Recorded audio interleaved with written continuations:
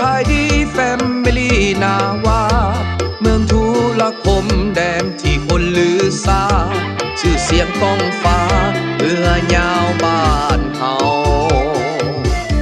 หลายคนหูจักลูกละลักมาแหงแซงเฮาแซงและแข่งขันสีพายแถมสองฝั่งส่งแห่งเสียสิ่งใสสู้สุดใจลูกหลานบ้านเกินสู้สมศักดิ์ศรีแฟมิลี่นาวาล่องลอยคงคาแฟมิลี่สองแสงความใจเป็นหนึ่งตูลาลักสวยอีกแห่งบ่ให้ไผแซงสีพายของเฮาลงแข่งขันพวกเขาสู้อย่างสิงสายเลือดตัวจริงของนักสู้ในตำนานลงแข่งสิงใสให้โลกได้ก้าวผ่านพวกเขาคือตำนานแฟมิลี่นาวา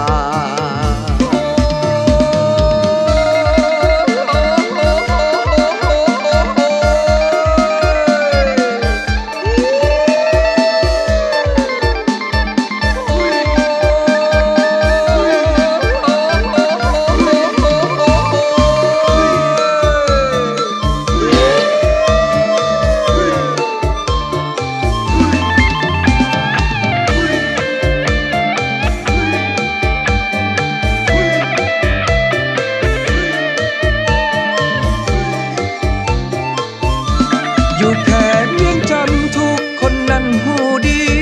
เรื่องงามสิพายดีแฟมิลี่นาวา